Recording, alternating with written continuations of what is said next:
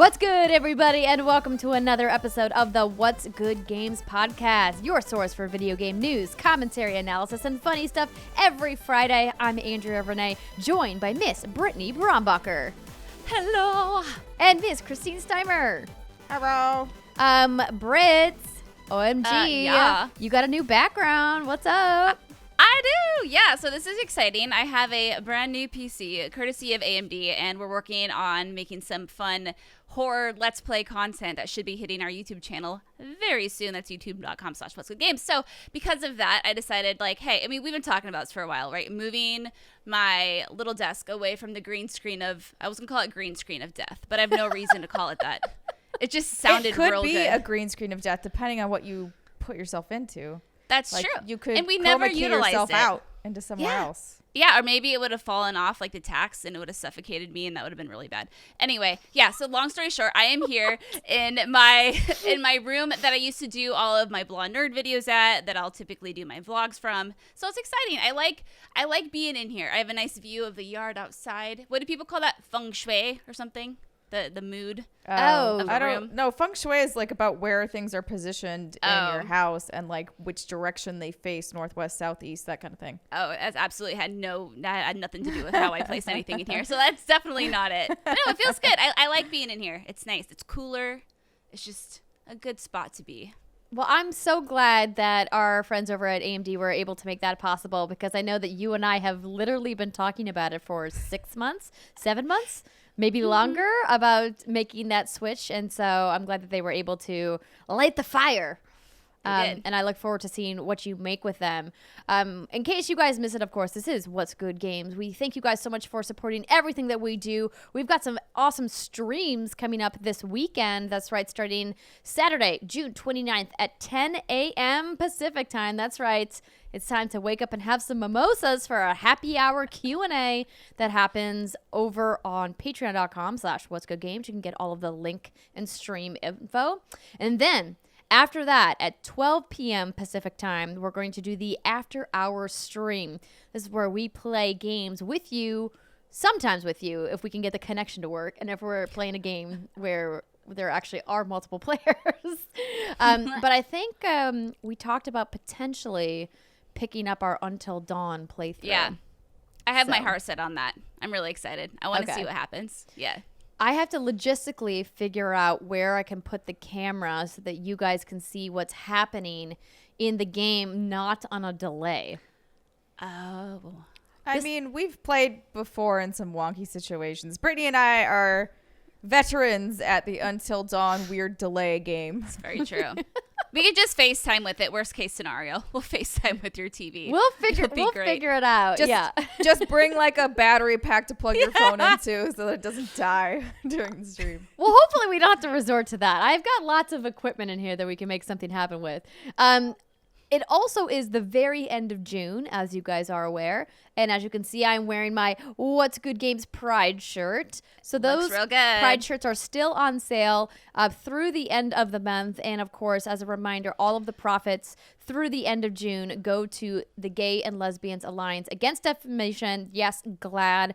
Our partners over at Teespring have facilitated that for us. They actually send the money directly to GLAAD, which is so awesome and convenient that we get to work with a fantastic partner, not only like Teespring, but of course the nonprofit organization that does do lots of great work promoting the voices of the LGBTQ community.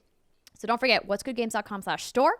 If you want to get in there, we have 3 different designs and a variety of different pieces of apparel to choose from. So go on over there and check that out. And Brittany, we also have been promoting our return to another social media platform, Reddit. Yeah, it's really exciting. So we finally have control over our little Reddit space. Okay, is it called a Reddit subreddit or a Reddit page? It's a subreddit. Okay, so we now have control of the What's Good Games subreddit, and it's really fun. Last I checked, we have about 730 members. And I popped in there to say hello, basically admit I had no idea what I was doing in this Reddit sphere, and everyone was really kind and nice, and we chatted about video games. There was a fun thread in there today about games that What's Good Games got other people to play, and that was really fun to read. I'm a fan. I think I like our little corner on the internet, so I'm going to be there more often. We'll be there more often. Pop in, say hi, hello. And I think it's just Reddit. What's the URL? See, I don't know. It's just r/What's Good Games. Really? That's it? That's it. Well, That's how Reddit works, sort of, kind of. I don't really know. I don't go to Reddit, but you can, and you probably should. And wow, I am blown away by the amount of people that wrote in to us asking to be part of our Reddit mod community. I had no idea there were so many of you that are active on Reddit that are eager to help us moderate the What's Good Games subreddit. So I have tried to respond to as many emails as possible. I've gotten to almost all of them, but essentially we're compiling all of the emails and we're going to be going through and looking at them all, and we'll let you guys know if you have been selected to be a mod. But thank you so much to everybody who has written in to be like, I'll do it. Yeah, that was really, really awesome of you guys. You're the best, guys. Yeah. The best there ever was. To catch you is our real test. Train you is our cause. We will travel across the land. We don't want to train you because that would be weird. And your people, and you should really each Pokemon, do what you feel is best in life, and each listener follow your inner compass, moral power compass that's inside. The power that's inside is the moral compass that your parents should give to you as you go on this life journey. I thought for a second, Britt, that she was actually going to let you sing the song, but no, she literally talked over you the whole time. I know. And then I was like, okay, I'll stop. It's a bit. I mean, I laughed. I thought it was funny. Yeah. Oh, God. Oh, yeah. It's going to be one of those shows. It's definitely going to be one of those shows. I think we're all feeling just a little bit burned out. One last piece of housekeeping. I just want to say thank you from the bottom of my heart to everybody who stopped by my Guardian Con stream for St. Jude's last weekend. So many of you guys showed up in such a big way, whether just supporting me in the chat or making a donation to benefit the sick children that the St. Jude's Children's Hospital Network benefits. We raised over $9,000 in our block, which was super awesome. I mean, sure, Dr. Lupo raised almost $1 million in his block. You know what? It's not a race. Dr. Lupo did not wear a measure contest. True. He didn't wear a variety of masks and hats. He did a bunch of other things. But what was great about Dr. Lupo is that he does a lot of charitable fundraising through his various Twitch streams, and he's been a staunch supporter of St. Jude's. And of course, when you have somebody like State Farm Insurance coming in and making a big donation, or someone like Ninja dropping, a ton of money, it helps boost the overall sales. But honestly, the fact that we got over 9,000 is crazy. And because of that, Benandria Renee is going to make an appearance on the Kind of Funny Games cast. That was John Drake's show of choosing for me to wear a full banana costume, which has been ordered. We don't know which episode it will be yet, but I'll let you guys know. And then everybody who donated at the $50 level or more is going to get an MP3 of Steimer's famous growl. Ooh. Oh, boy. Do you already have that, or do you need me to make a new one? No, I'll voice actor direct you through it. It's gonna be cool. It's gonna be great. And then several people also chipping in $250 or more to get a custom piece of Microsoft Paint art from one Brittany Brombacher. Frame this, hang it on your wall. It's gonna be worth so much money. Don't pull out your retirement. Spend it on hookers and drugs, because I'm telling you, this painting you're gonna get is going to supplement you for the rest of your life. It's gonna be worth that much money.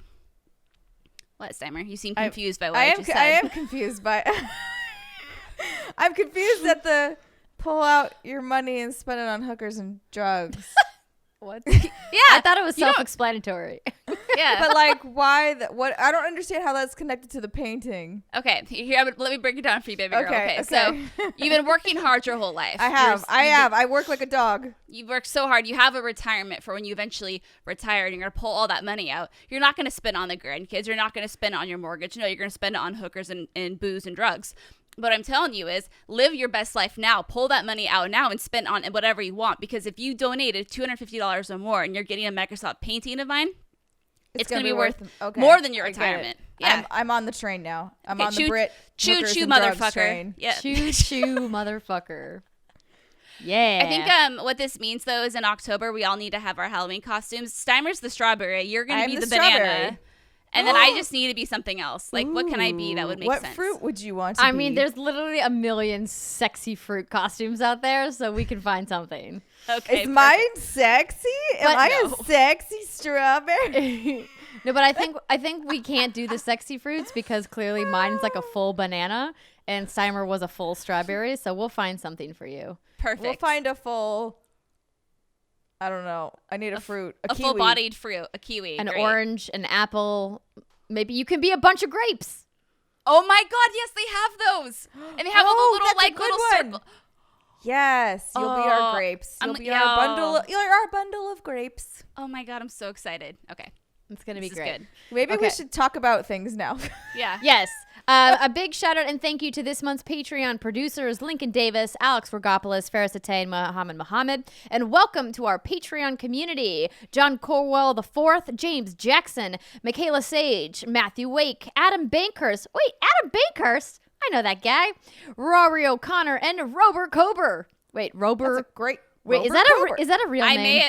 I may have left out a T. I'm Robert. I'm like, Robert. hold on. Okay. Hold on. Although If that's your real Robert name, that's Kober amazing. is a fantastic name. It is. Oh, it's Rob Kober. Rob I added Kober. the ER. Why did I do that? Because you were like this rhymes and I like it. Rob Kober, you are now Robert Kober. Robert Kober. Congratulations on your name change. Robert Cover? Who knows? Robert Kober. Okay, thank you so much to everybody for joining our community at patreon.com/whatsgoodgames. This week, our show is brought to you by Calm, DoorDash, and Grammarly. And now it's time to get into the news. The news this week is brought to you by Calm. The World Health Organization has named the health epidemic of the 21st century. Wait. The World Health Organization has named the health epidemic of the 21st century. You heard correctly. Do you know what it is? Stress.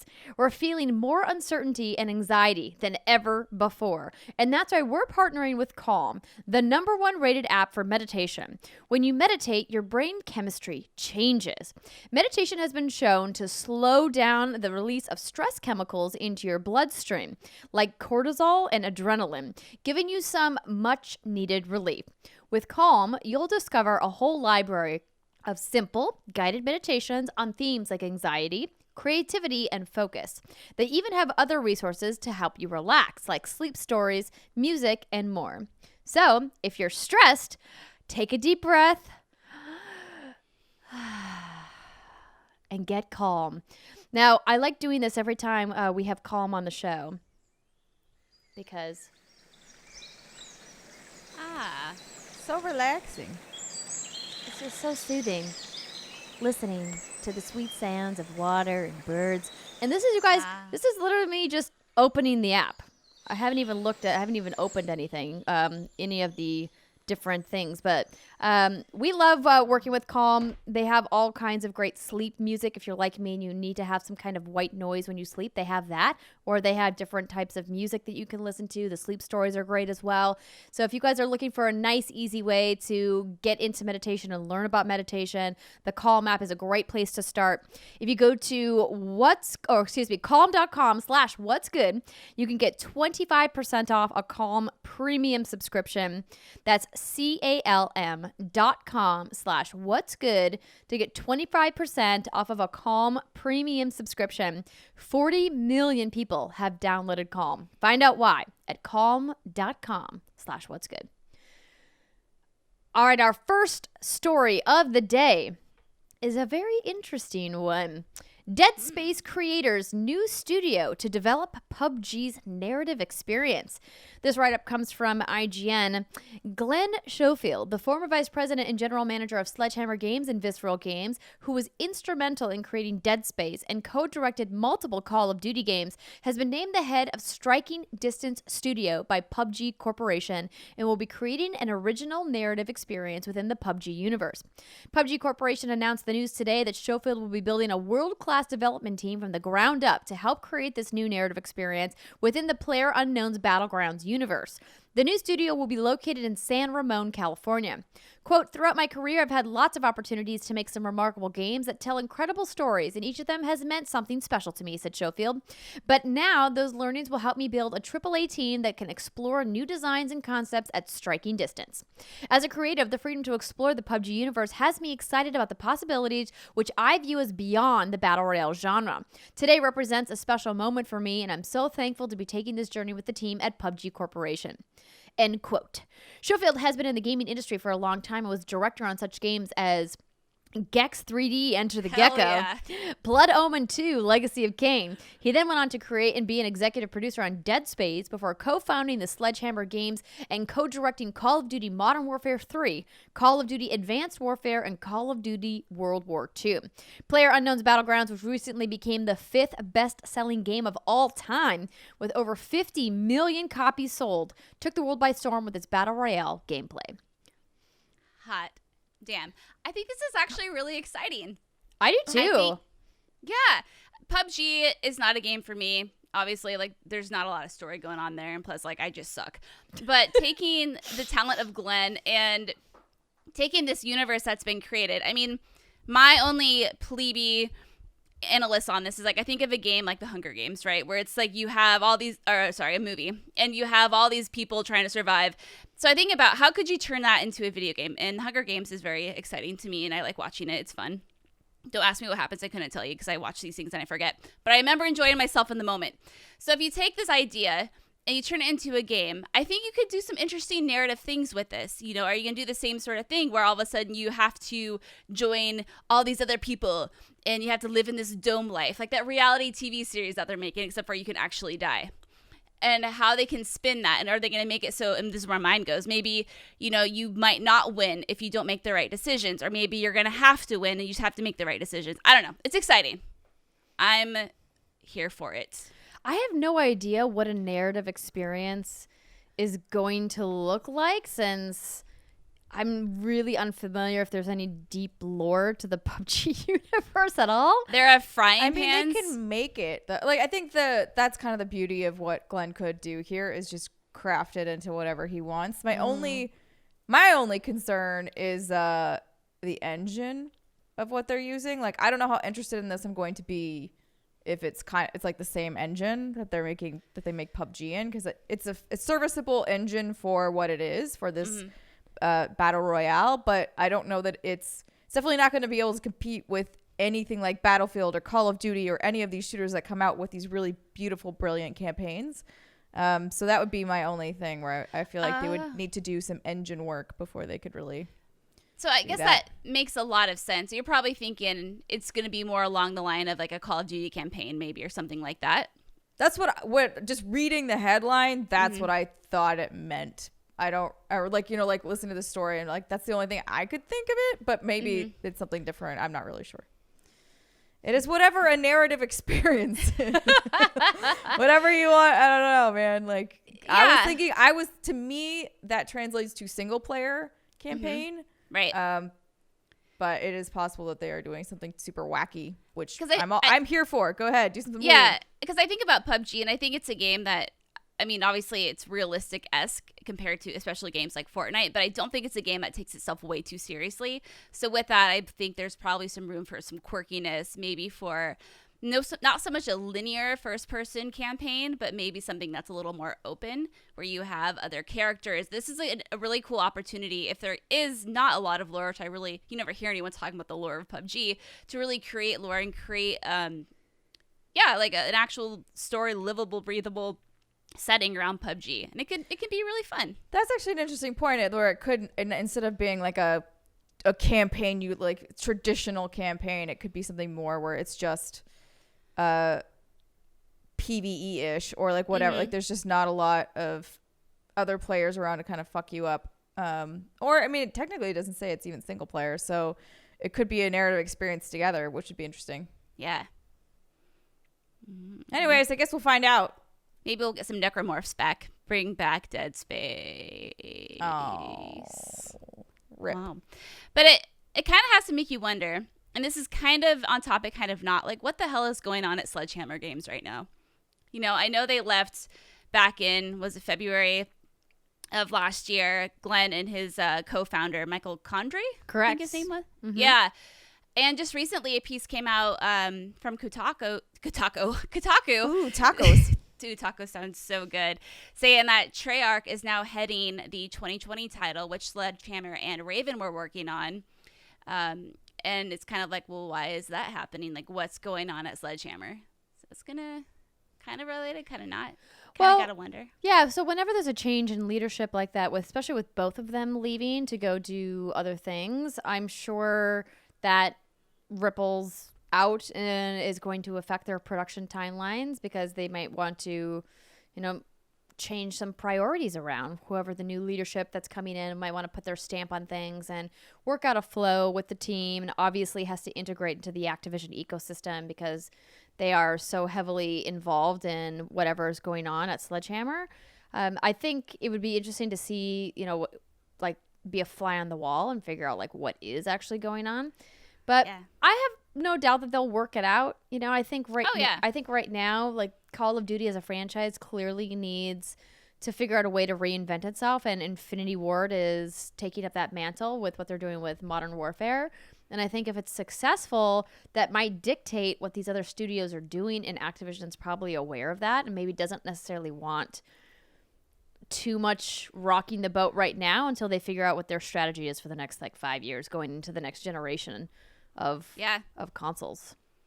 All I can say is I would feel bad for Treyarch being like, God damn it. Now we have to do a Blocks 5 in 2020. Our timeline moved up by a year. Fuck. I guess the only saving grace in that would be you would think Sledgehammer and Raven would have kind of a concrete foundation already set that they've been working on, and hopefully it's just, okay, come in Blopsify it. Do your Blopsify magic. Blopsify. That Blopsify dust. All right, let's move on to the next story. Brittany, would you like to read this one? I would love to. Respawn addresses underwhelming Star Wars Jedi Fallen Order gameplay, releases extended version via Eurogamer. It's fair to say the initial public reaction to Star Wars Jedi Fallen Order's gameplay was subdued. In response to the 15-minute gameplay clip shown at EA Play before E3, fans said they felt underwhelmed by the combat and expressed disappointment at what they considered to be bland and linear gameplay. To add to the confusion, journalists were then shown an extended version of this demo later on at EA Play, which displayed a cinematic AT-AT, right? I always want to say at. You can say at. You can say and people get mad at me. Okay. I think they say it in the extended demo. I think he says at. It's 50-50. I did a poll on Twitter once to find out what the definitive way was, and it was split right down the middle. Okay. Potato. So to not piss everyone off, which displayed a cinematic AT scene, a brief look at the skill tree save points, alternative paths, and additional combat combinations produced through the mastering of special abilities. And then during E3 itself, several journalists, including the writer of the story, were able to go hands-on with an extended version of the gameplay demo, which displayed more of the Metroidvania influences and gave critics an understanding of what the mechanics actually felt like. Having watched the gameplay demo and then played the game, I was surprised at the depth of combat. This is from the writer's perspective. Surprised at the depth of combat mechanics under the surface. They're solid, even if they're not yet perfect. But also that the Metroidvania elements were not initially shown to the public. Now, Fallen Order's game director, Asmussen, thank you, has addressed the fan reaction to that public gameplay demo, and Respawn has released the extended gameplay footage shown to press. Quote, "We spent months going back and forth discussing the best strategy to release this content and ultimately decided for the first look it was critical to present a focused 15 minutes of raw in-game footage highlighting lightsaber gameplay that speaks to the Jedi fantasy in an empowering way," Asmussen explained in the blog post. "But it should not be mistaken that our combat is overpowered or easy," he continued. "I promise there is considerable challenge and depth to be found within our combat system. The same can be said about our approach to level design, which is crafted in a non-linear way with heavy influences from games like Metroid, Castlevania, and the Soul series." Quote, "The game will feature several planets that the player can elect to travel to via starship. On these worlds, unique abilities and upgrades can be found that open new paths across other planets, making retroversal an essential part of the gameplay experience. The reason for not showing all this in the initial demo," Asmussen explained, "was because it is, quote, a lot to describe in 15 minutes of gameplay, and getting hands on the full 25-minute experience is best to completely understand it. While Asmussen believes the game is on track in terms of making the gameplay, quote, feel good, he said Respawn is still continual playtesting to ensure the game challenges even the most skilled player while not alienating those who want to take a more casual approach, aka baby mode. Yeah, buddy. Yes. And maybe most importantly, we also want to make sure that the game is delivering on the core promise of becoming a Jedi.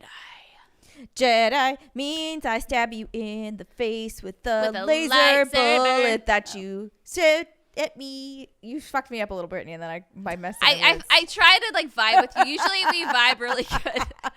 You said laser, I said lightsaber, and it just failed. My favorite part of the whole demo was when he slowed the bullets down and then was like, and you come here and I kill you with your own bullet. Your own laser bullet. Sorry, I messed like up that's a bad way to go. Yeah. You played yourself. So both of you had the opportunity to see this behind closed doors presentation. Do you agree that they should have put this out at EA Play and not held it? Or do you think it was the right call for them to hold it and then release it later? You know, at E3 in general this year, it was sort of a few head scratchers in that I think the behind closed doors content was stronger than what they showed at press conferences. And the press conferences or the presentations are where you have the most eyes. So to me, it doesn't make a lot of sense to show the weaker asset there. Granted, obviously you wouldn't want to. Then there comes the thing of like, what's the appeal of going to the event, which is a different question for a different day. But I always firmly believe like if you have something that really showcases how the game looks and plays, and it's really the first look of the game, do it well, because that's your first impression. And I felt this way about Avengers as well. Yeah, this totally encompasses how I felt about the Jedi Fallen Order gameplay. I saw it when I was getting ready to head to EA Play with Steimer, and she and I actually talked about it on the way to EA Play, and I said, it looks fine. You know, based on what we said, I said it looks like Uncharted meets Star Wars. This is the Amy Hennig game we never got, right? But it didn't really do anything for me. I'm not the biggest Star Wars fan, clearly, by how I pronounce at. But I just, if I'm going to play this game, I need something compelling. And what I saw during that first 15 minutes didn't really do anything for me. I'm like, sure, it looks fun. It looks like a linear story. And like, maybe I'll hop into it. I mean, I definitely will hop into it, but it didn't do anything for me. That like my skirt didn't get blown up. But then after we saw the behind closed doors stuff, after I walked out of that demo, I was like, holy shit, this looks so good. I was so pumped, and they showed so much more stuff that gave the game so much more context. And it showed that, you know, you are walking around, you are talking to people. It's not like you're just going from point A to point B in this like pre-constructed level design. And now that they're talking about the Metroidvania elements and you can go from planet to planet, like that's all super exciting stuff.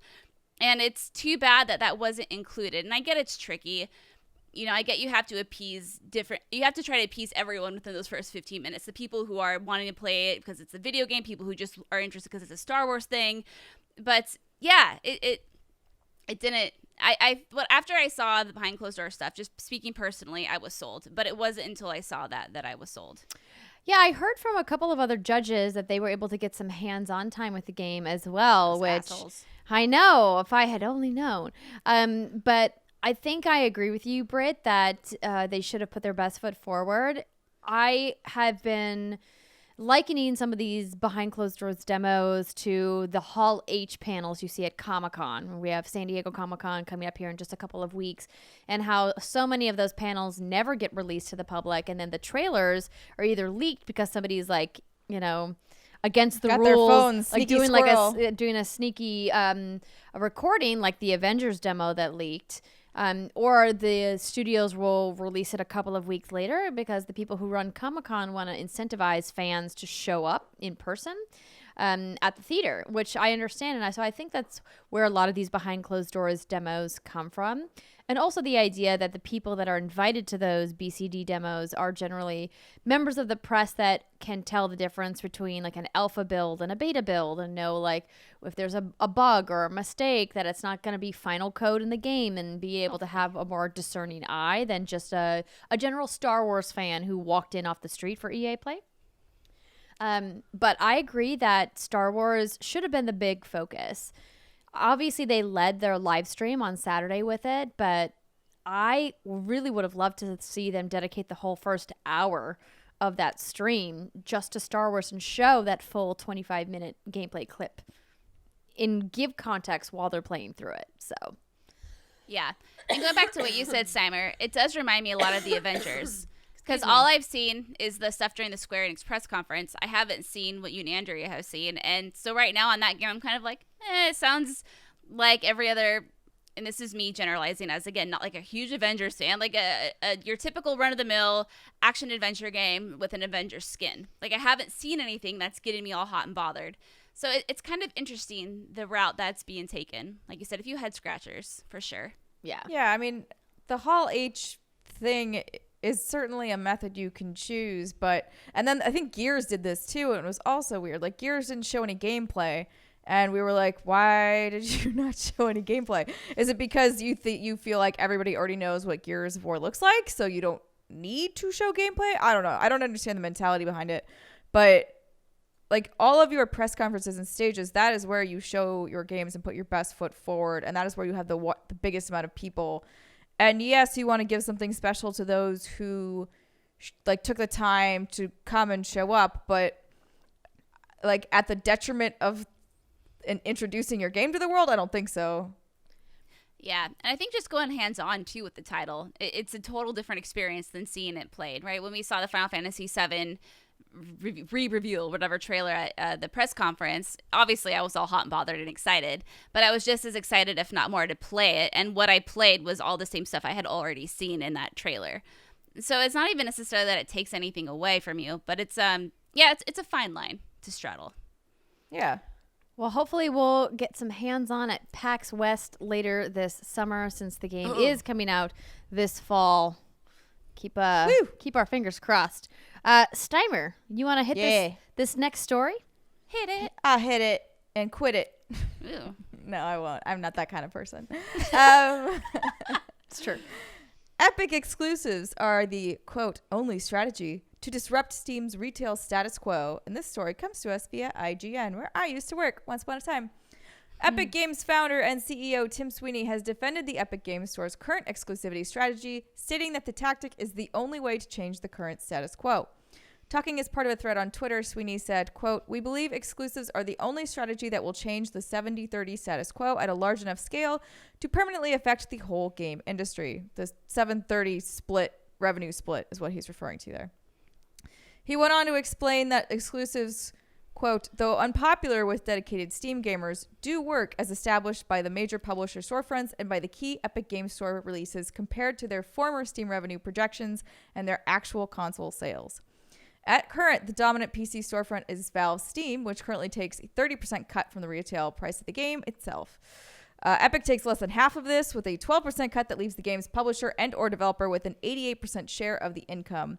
Sweeney has repeatedly stated that he believes that Valve's 30% cut is bad for the gaming industry at large.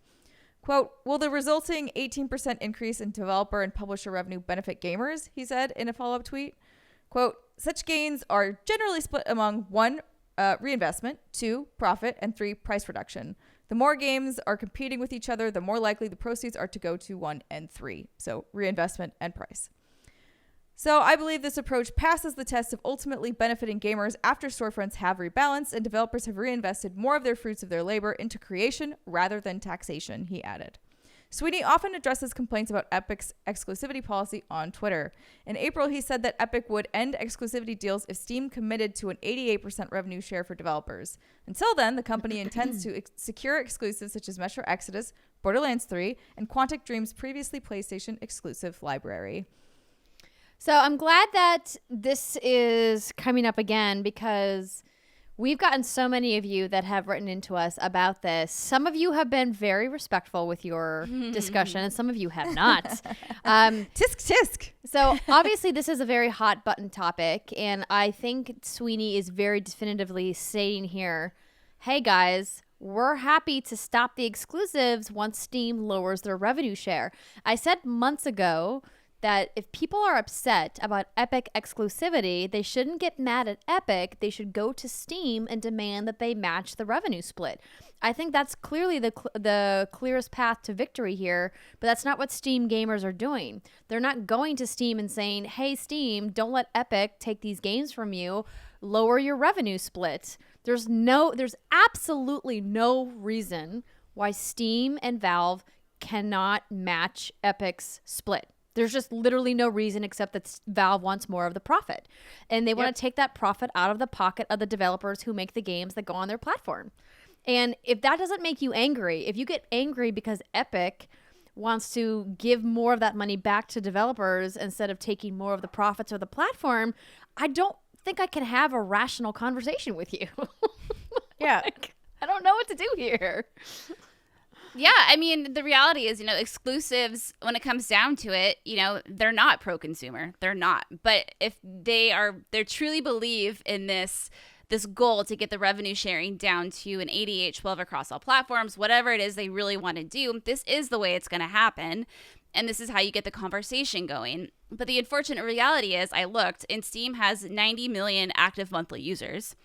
How many of those people do you think actually understand how this works and understand, how the gaming industry, how they make their money? So all they're really seeing is like, this game I really want is no longer available to me. What do you mean Metro Exodus was available for 2 weeks prior to release on Steam, and now all of a sudden it's not? And this is just, I think it's this is how change happens. Knee-jerk reaction. Yeah, it's definitely growing pains. Yeah, exactly. And that's just it, man. I do love that he's like, look, we will stop this as soon as they do. And it's very much putting the ball in Valve's court, because, I mean, as I feel like both of you have already said, like, when you have a monopoly like Steam, this is kind of the only way things get done. Like, Valve they have no incentive otherwise. What else could Epic possibly do? There are no other cards to play. So you have to force their hand in some way or another. This is the way to do it.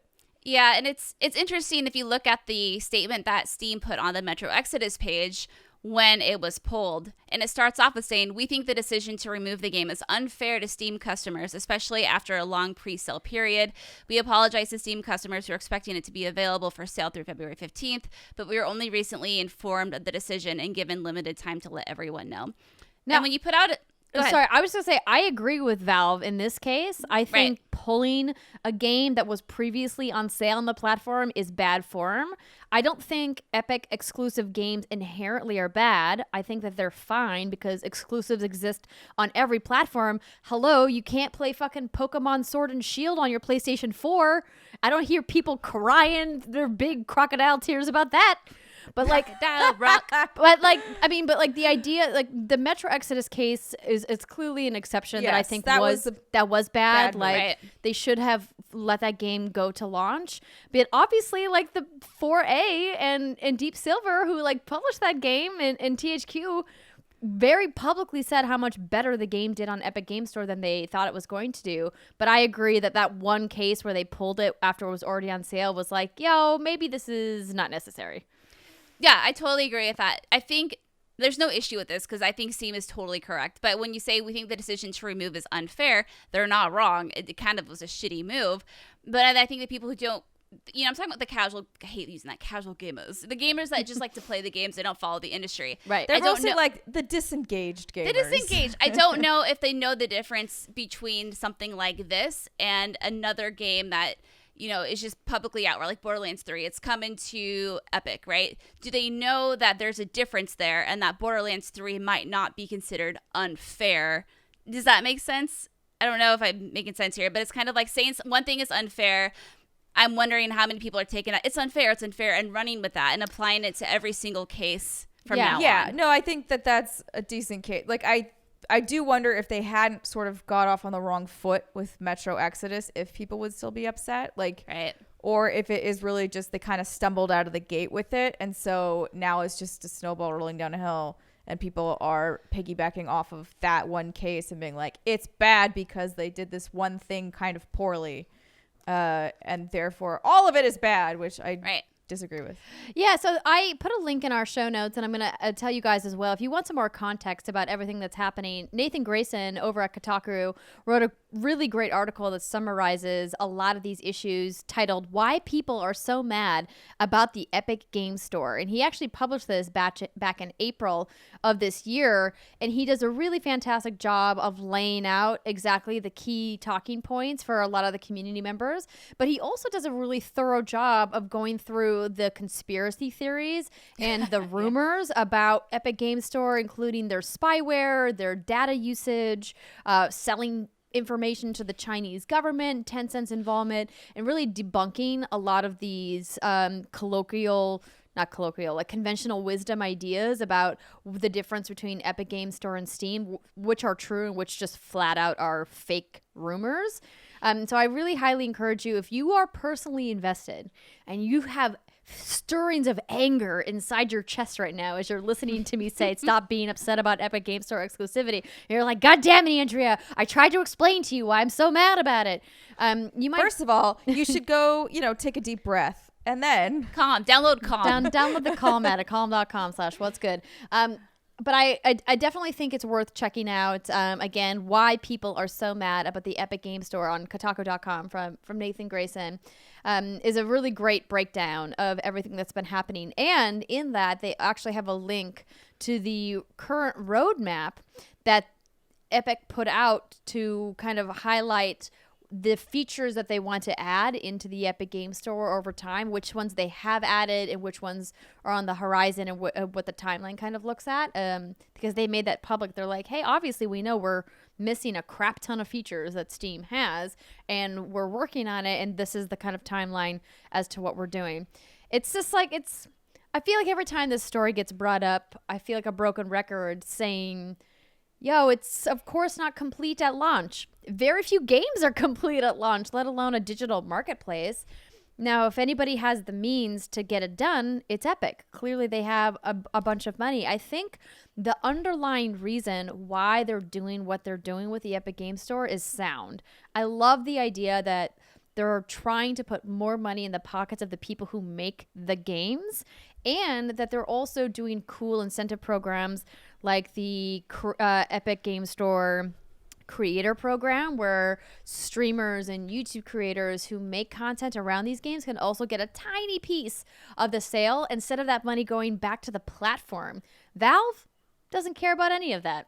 No, you know what I mean? So, and another like a anecdote about Tim Sweeney, in case you're like, I don't know who this clown is. I don't know if I trust him. He's got billions of dollars. He's got God knows whatever fucking cars up his wazoo. He actually bought a forest with some of his money. That's exactly what I was going to bring up.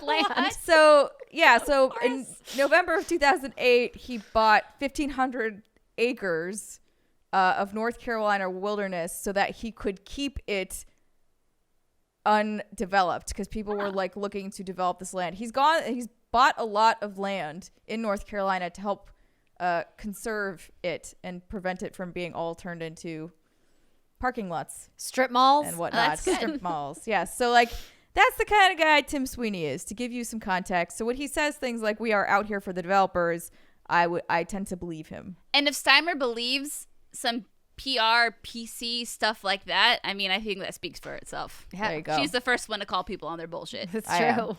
It's true. Obviously, this is not the last we'll hear from the Epic Game Store's ongoing battle with Valve and Steam. But I thought this was an interesting thing to bring up. And hopefully, if you are affected by this and you're mad and upset about Epic exclusivity, go knock on Valve's door. Maybe send them letters. Start a petition to make Steam change their developer revenue split. And then the pain will stop. Mm-hmm. And on that note, let's take our first break of the show.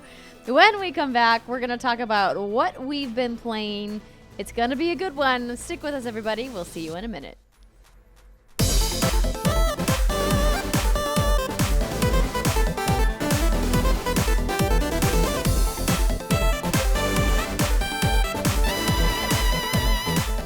What's good, everybody? Welcome to segment 2 of the What's Good Games podcast. This is where we talk about what we've been playing, which video games we have hands-on impressions with. And this week, it's brought to you by DoorDash. Did you have a long day at work? Maybe a tough day at school, or maybe you're still stuck at the office? Well, treat yourself to the meal you deserve on demand from your favorite restaurant, because restaurants come to you with DoorDash. DoorDash connects you with your favorite restaurants in your city, and ordering is easy. Just use the DoorDash app and choose what you want to eat, and a Dasher will bring it to you anywhere you are. Not only is that burger place you love on DoorDash already, but over 310,000 other amazing restaurants are too. DoorDash connects you with door-to-door delivery in over 3,300 cities in all 50 states and even Canada. Order from your local go-tos or choose from your favorite chains like Chipotle, Wendy's, or the Cheesecake Factory, which happens to be a personal favorite in the Drake household. I always try to say, John can't get enough of that factory chopped salad. And who can't be bothered to get all those ingredients from the store? Me. I ain't making a chopped salad at home. That's why we've got DoorDash. And finally, at E3, we got to experience Steimer's DoorDash of choice, Pie Hole. Oh, God. Oh. Pie Hole. Mac and cheese pie. I ordered it this weekend. I actually looked through my DoorDash app and it was like pie hole, pie hole, pie hole, pie hole. And I was like, I texted it to Jack and I was like, I think I have a problem. And he said, well, at least you skipped the month of May. Like the there month you of go. May, I didn't order from Pie Hole, but Nice. I've had almost at least one order every month since then, or like this year. Hey, Good for no you. judgment. Sometimes you just want to take a break from cooking. And shout out and thank you to Miss IL for hooking us up with that pie hole at E3. But if you guys want some of Pie Hole or Cheesecake Factory or Chipotle or whatever you are craving at this very moment, you guys need to go to DoorDash app and put in the promo code What's Good. That'll get you $5 off your first order of $15 or more. All you have to do again is download the DoorDash app and put in the promo code What's Good for $5 off your first order. One more time, promo code What's Good for $5 off your first order from DoorDash. Mac and cheese hungry. pie. Nah, it sounds good. I'm hungry. So this week, Britt and I have played the same game. I'm so excited to hear you talk about this and hear how you liked it. Lol. I got a preview when we were doing some. She did. Oh, Other no. Really? Yeah, so how about... Let me have a drink. Go ahead. Yeah, okay, so Brittany's going to take a swig. So the game that we're talking about is Cadence of Hyrule. So for people who are unfamiliar, this is the team behind Crypt of the Necrodancer, and they essentially put a Zelda skin on top of Crypt of the Necrodancer. So this is a top-down roguelite beat matching, sort of. Yeah. So essentially, it's like, it looks like top-down traditional Zelda, and you can play as Zelda, Link, or Cadence, and you get to go around Hyrule. And the key to moving around the map is you have to move on the beat.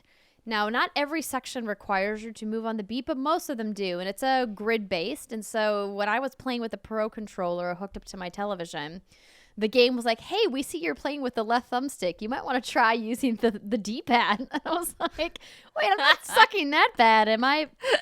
Spoilers, I was sucking that bad. It happens. So... What's really... Wait, so what happens if you don't move on the beat? Does it damage you? Yes, so you lose hearts. So you have hearts in your traditional Zelda fashion. And so if you move off of the beat, you take damage. And if Wait, really? I had never took damage for missing the beat. I just got a little, like a miss mark that said I missed. Right, but did you try missing several steps in a row? Oh, yeah, I was rough for a hot minute there. Yeah, no, I died a lot. No, I understand that this is a roguelike. And that the idea is that you die a lot because it's a roguelike. But I just got really frustrated, I think, because I maybe was just trying to move through the first couple of tiles too fast. And I don't know. I'm split between whether I'm upset that they didn't have an easier onboarding for the first couple of tiles, the first couple of levels, essentially. Or if I just needed to... like slow down and take my time and start to learn. I'm still, the jury's still out how I feel about it, but I did rage quit the first time I tried it. Appropriate. Because I was like, this game is stupid. And I like walked away. This is so surprising to me because I'm the one who typically, like, I don't do beat games, rhythm games. You're like the rhythm queen. So something about it just didn't flow. It wasn't the rhythm part. The music in this game is awesome. The music's so good, and I love the idea of it. The idea that you can play. I'm playing as Princess Zelda, and I'm moving around, and I have to like tap tap tap tap on the beat to move across. And I think it's really unique that the enemies all have different beat-based attacks. So, and then they, like, one enemy will raise their arm before they attack, or they'll blink before they attack, or whatever, right? And that they all have kind of a unique set of moves that are all tied to the beat of whatever section that you're in. I think that that's really an interesting concept. However, there's no difficulty settings. There's no difficulty slider. You can turn the beat matching off, meaning you can move around the world without being tied to the beat, but the enemies are still tied to the beat of the music, and their attacks are. So you still have to be cognizant of what's happening with the music. Obviously, that actually sounds like how I would play it. Like I think I would get annoyed like trying to traverse with it after a while. But for the enemies, I think I'd be okay. So for some clarification, like Andrea said, whenever you move into a new tile, there is like the beat going, and you have to move to that to destroy it, kill all the enemies. And then after you do that, then you can free ball it around, and the enemies don't come back unless you die. So then you can just move around however you want. My understanding of taking off the beat system or turning it on is it works kind of like Chocobo's Mystery Dungeon, which is like an older game, but the enemies only move when you move. So then it becomes more of like a tactical it's sort more of like thing. a dance. Yeah. right. That's true. You are leading the dance. You are leading the dance. But it can get overwhelming very quickly. By just the third tile, there were like 7 or 8 enemies all converging on me at once. And I was like, this is way too difficult too quickly. I was really looking for something that would allow me to play for the first like 60 minutes of the game, or even maybe the first 30 minutes of the game, to let me get accustomed to this, because I assume that a lot of people like me didn't spend very much time with Crypt of the Necrodancer, that they are interested in Cadence of Hyrule because The Legend of Zelda is a gigantic franchise that a lot of people have nostalgia and love for, and the music of Zelda is so iconic that they want to try this game out because, Crypt of the Necrodancer obviously had a lot of critical praise and a lot of people loved that game. But I think the onboarding was rough chuckles for someone like me who's not very good at roguelikes, and who just was not prepared for how difficult it was. So I admittedly played co-op, and that's way easier. Yes, so I didn't do that, and we should have played together. You have to play co-op because, some highlights. Like I've said, I don't like roguelike or roguelite games. If a game is one of those things, there's like a 99% chance I'm not even going to touch it. But if it's a Legend of Zelda thing, of course, I'm going to be all over it. You're going to touch it. Gonna touch it. So Jason and I, we played this through. You can finish it in like 5 to 6 hours. I think we did more around 7 because we explored everything and uncovered all the secrets, got all the heart containers, all the items, all that stuff. We only died once, and that was at the very, very end. That's when it got like really difficult. Wow, you only died once? But this is why, though, because as long as one of you is alive, you can go revive to one the of other those little, person. Yeah, you can go to one of those little shrine things and revive your friend. Because at the beginning, he got the beat, no problem. But I was the one who was like missing everything, and I'm getting like spit in the head with Deku nuts from the goddamn. Anyway, so he played as Zelda, I played as Link, and it works out better. We know who wears the pants in the family. I mean, absolutely. I'm the goddamn hero of time. Thank you very much. I'm the goddamn hero of time. So like if you're gonna play this game, like it's way more difficult if you're playing one person. But if you can play co-op, it eases up the difficulty a lot. And it sounds, because of the reasons I mentioned, you can revive whenever you want. I mean, you have to someone has to leave the screen. And what's good about this game, it's roguelite in the sense that you can explore everything. And if you die, the places you've explored are still uncovered and you still keep your key items. You do lose rupees and temporary weapons, like glass weapons and stuff like that, I think is what it is. So it's a little bit more forgiving. And I have heard from people, because I didn't play Crypt of the Necrodancer, but people have said this is much more forgiving, which makes sense. And I wonder, Andrea, because you never played A Link to the Past, did you? I started it, but I never finished it. I probably played a couple of hours. Okay, because there are areas that if you just like wander into there, you're going to get your butt kicked. So I don't know which way you played, but when we played, we went to an area where like, okay, this is way too difficult. We backtracked and tried a different tile where it was a little bit more manageable to start with. And then by clearing the areas, you find heart pieces, you find better weapons, because it is kind of Metroidvania in that sense, where there's a whole bunch of different ways to solve puzzles, but the more you explore before you do a temple or a dungeon, you have much more in your arsenal, and it makes your life a lot easier. But anyway, that was my experience playing it. But I fucking love this game. Oh my god, it was so good. It feels like Nintendo made this game. If you had told me that Nintendo had made this game, I would have 100% have believed you, because it has a lot of the staples of why I love Zelda. It has the items that you can find, the staple boomerang, the rods from Link to the Past. It has the bow. It has the bottles. It has the hook shot. It has so many things. And then it has that sense of exploration and light puzzles that's also really fun. That kind of reminds me of the stuff from Breath of the Wild, where it's like, okay, you have stuff in your arsenal. You have to figure out the best way to do it. And the music, like you said, is just so fucking good. And it reminds me of A Link to the Past. Obviously, like, the beat part of it and the rhythm part of it, it's not my favorite, but I feel like I got used to it and it worked once it finally clicked. I'm like, okay, because it is like a Zelda light. The temples and the dungeons are maybe like 3 or 4 screens. They're very small, but when you have a traversal system like this, it can't be this huge elaborate dungeon, right? It had bombable walls, which is like another staple. Anyway, I just played this game and I was just like freaking out the whole time. I think Jason got really annoyed with me because I was squealing over everything. But again, like, I'm a hardcore Zelda fan. He knows what he married. He does. Yeah. I mean, you have the Master Sword hanging in your living room. So I do. And it was a good time. And I think that's why it didn't click with me as much, Yeah. because it does remind me a lot of those old school Zelda games. And really, Breath of the Wild is the only game outside of A Link Between Worlds that I really enjoyed in the Zelda franchise. Those old Zelda games, they were just not my jam. Like, this whole idea of like, you have to bomb these walls and figure out where this thing is and uncover these hidden things. I'm like, nope, no thanks.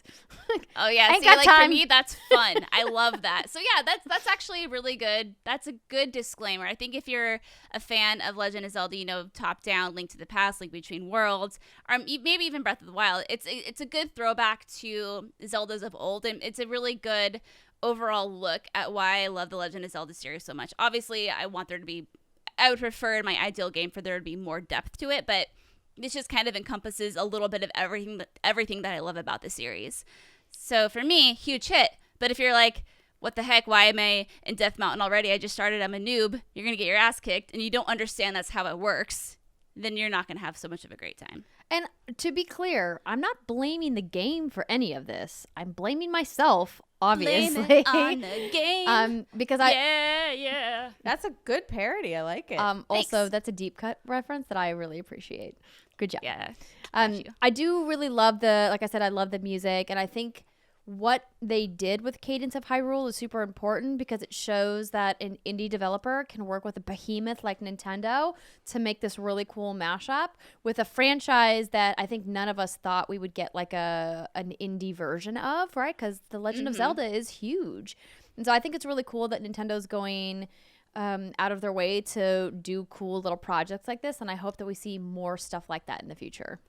Yeah, and it really shows that Nintendo had it shows that Nintendo cared. Like, don't get me wrong, I think, oh gosh, who made Crypt of the Necrodancer? Let me pull up the studio. Brace Yourself Games, I think it's Brace Yourself Games. Frost yourselves. And I'm sure them by themselves capable of making an awesome game, but this really does have that Nintendo magic to it, and I think that is just a testament to how much Nintendo is probably involved, and it's just good.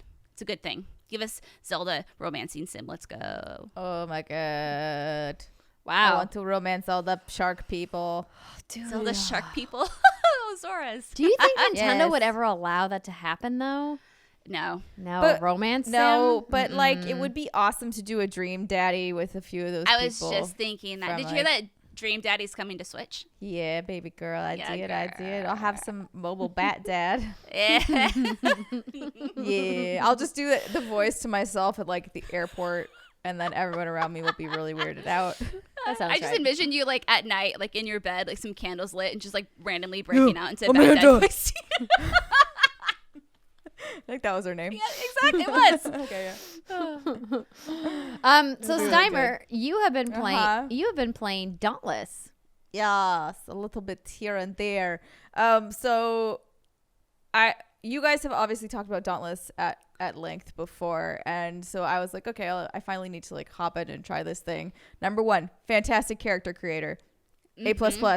Well done, boys. How and long did you girls, spend? ladies, gentlemen, all of the peoples. What? How much long time? did you spend making? It was a good character creator, so I didn't have to spend that long in it. Okay. I was like, okay, I'm happy with this, and I think I was in and out in like 20 minutes, which is Wow. pretty That's fast. pretty for good. me. That is. That's what she And yeah. Anyways, hop into the game. I admittedly was a little confused at first. I was like, wait, what the fuck's going on? What am I doing? Okay. There's a monster. I stab. And what I actually really appreciate about this game, as I was playing it, I definitely see what you guys have said before about how it's, it's Monster Hunter-y, but it's The fat is light. trimmed. Yes. And I literally, I had this thought while I was playing. I was like, this was made by people that have children, because like this is one of those perfect, and that's not a bad thing. I love that, because I was like, this is the perfect thing where I can come home at like, or people who work a lot. So you like come home, you're like, I'm fucking tired. I don't have the energy to, especially me, like a lot of days, I don't have the energy to come home and play something that requires a lot of attention. Like I cannot do a story thing because I might get too sucked into it, and then I'm gonna screw up my sleep schedule. And so Dauntless is like the perfect jump in, do a few things, and get out. And I appreciate that so much, especially in sort of the gaming landscape that we have, where everyone is like, you must stay in this world for 3 hours at a time, and you're like, I don't have 3 hours, I have like 30 minutes, please help me. So hats off to you, Dauntless folks, because I think that it's so nice to have an option of like some really good, fun, bite-sized gaming options. Yeah, I'm with you. I think the team at Phoenix Labs did a really fantastic job with the onboarding when they went public with their launch. Obviously, they had been in beta for quite some time, and it seems like they've resolved most of the launch woes that they had with their queuing system. I know during launch week it was pretty bad with how long queues are always bad at the beginning. It's true. Servers take a minute to figure out. But I'm excited to play more in Dauntless. I haven't spent nearly enough time with the game, but the way that they're setting up their season structure, it feels like they're really building a long long tail for where Dauntless can go. Yeah. I tweeted, it was just a stupid joke of like, oh, I'm so ugly compared to everybody else because I have like the hideous starter your armor. And Yeah, everybody else has like the nicer armor. But like then some people tweeted me and were like, oh, I believe that is part of the progression of the game. And I was like, obviously. Duh. I was like, yeah, I got it. This is a joke. Cool. Okay, Thanks. bye. I have no idea what I'm doing. Yeah. I was like, Did you get lol. mansplained about your armor in Dauntless? I did get mansplained a few times about how armor works in Dauntless. And Wow. I'm well aware of how it works. You're like, hello, 1,000 hours in Guild Wars over here. Yeah, I think out of everyone, I know how armor works in video games, especially cosmetic armor. Well, I'm glad that you brought up Monster Hunter, because I did get a chance to jump into the Monster Hunter World Iceborne beta that happened for PlayStation Plus users last weekend. And this weekend, if you guys are interested, all PS4 owners can download the Monster Hunter World Iceborne beta. And I had a really good time with it. I was a little disappointed by how they structured the beta, meaning you could do 3 different hunts, but at the end of each hunt, you don't get to go back to the hub world, which I guess it makes sense. Like they wouldn't want to build that into the beta, but it dumps you to this really aggressive pre-order screen. It's like, pre-order Monster Hunter World Iceborne. And it's just Oh boy. Obviously I own the game. Like I'm going to buy the expansion. That's why I'm playing the beta. It just felt a little like too on the nose, a little too pushy, but it's a free beta, so I guess I just got to shrug it off. But the gameplay itself was fun, just echoing everything I said during our E3 episode, and really looking forward to customizing my weapons and customizing my armor and seeing all the different things you can do. And really, I want to see how big this world is that they've added, because the beta only showed a couple of different things, 3 different hunts as I mentioned. But I'm looking forward to playing more. Got to get you in, Steimer. Can I just play Dauntless? Because it's like real easy to hop in and out of. Yes, you can. Yes, you can. Good. I will say I hopped into the beta at E3, and I was really surprised how quickly I picked it up. I in my head I have it. It's just more like, well, maybe it won't. But in my head, I always feel like it will require, I don't know, a lot more effort. No, for sure. I totally understand, because that's the way I was feeling too. But when I hopped back into Monster Hunter, I'm like, oh, this isn't so bad. It's really not. I think what's just stuck with me was when I initially started playing that game, and you have all these menus and these systems, and everything's like buried, and it's like, oh my god, what's happening? But it wasn't as bad as I had remembered. So that's good. Yeah. I don't know if I agree with you, Brittany, but that's okay. Really? Well, but okay, I should clarify. All I played was, I just did a few fights, and they told us what to do and how to do. I didn't have to sift through menus and menus and menus. And they had your inventory box all filled up with everything. You're right. And all that. Yeah. You could, yeah. They were like, here's this game on easy mode. But pretty much. The easy mode is someone is standing behind you telling you with what a developer to do. cheat code that they've now entered into the system. He's like, okay, use this, that, and the other. Okay, so then maybe I'm totally invalid here. But not to say that the game isn't great, but it took me like a solid 20 hours of Monster Hunter to get comfortable with the game, and Dauntless is definitely way easier to jump into. But that's the appeal of it, right? That's the appeal of a game like Dauntless, is like, if you are the type of player like Steimer said, you go like, I got 30 minutes to play this game and that's it.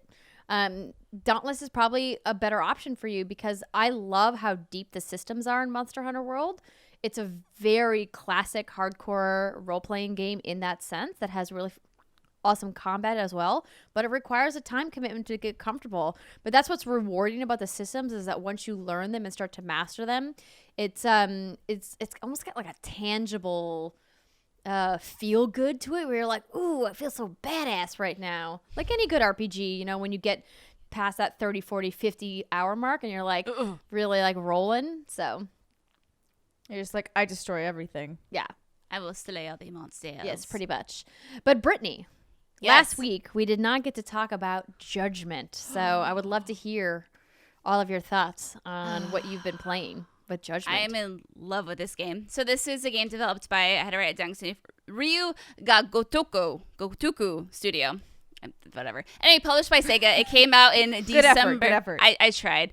It sounds okay in my head, and then as soon as I try to speak it, it's just like all gobbledygook. Anyway, it just released, I think a couple days ago, the 25th of June. And it was out early last week if you had the digital pre-order. But this is a game that is a spin-off off of the Yakuza series. Now, any you ladies, are you familiar with that at all? Have you guys played? Yeah. I watched Greg play it back in the day. Okay, so those are beefy games. Those are like 40 to 60 hour games. And I'm 22 hours into this game right now, and I looked at my completion percentage, and I'm at like 19.6%. Yikes. I'm like, whoa, boy, this is going to be a time sink. There's a lot of judgment here. There's a lot of judgment here. So basically, if you played any of the Yakuza games, you'll feel right at home. This game takes place in the fictional city of Kamurocho, I think is what it's called. Kamurocho, there we go. And you play as Takami Yagami, a former lawyer who has had some shit happen to him. And he's kind of like, I'm giving this up. I'm just going to go be a private detective now, and I'm not going to be able to pay my rent very well. I'm just going to take some jobs and use some of my ties within the Yakuza and my friends in the law agencies and try to like get by and live my life. So the first you never go to the Yakuza. That's a bad idea. That's a bad thing. It's just like it never really ends well. So the first 10 or so hours of this game were, or I would say probably more like 8, were very streamlined in the sense that it's like, okay, mission. You can run around the city if you want and talk to people, but it's mostly like you go here, you do this, you do that. And then after that mark is when it really opened up, and that's when you get all of the side quests. That's when you get all of these side activities. And you can do these whenever, but you know, like the darts, there's pinball, there's an arcade.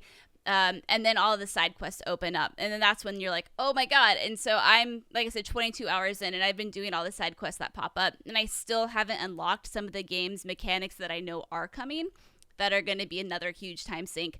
But other than that, absolutely in love with this game. It's so fun. It has that cheesy action flick silly vibe that the Yakuza series is known for, and it's done so well, and the characters are so fun and entertaining, and they're so unique, and it's so quirky. For example, there's a side mission where it's called the Twisted Trio. I think it's 3 men who are just like perverts, and one of them is called the Panty Thief, or he has the actual name. But in order to finish this side quest, you have to go buy a pair of lacy red panties from a store, and then you have to lure him out, and then you have to, like, he uses his drone to pick up the panties, and then you have to go follow him, and then you have to beat the shit out of him.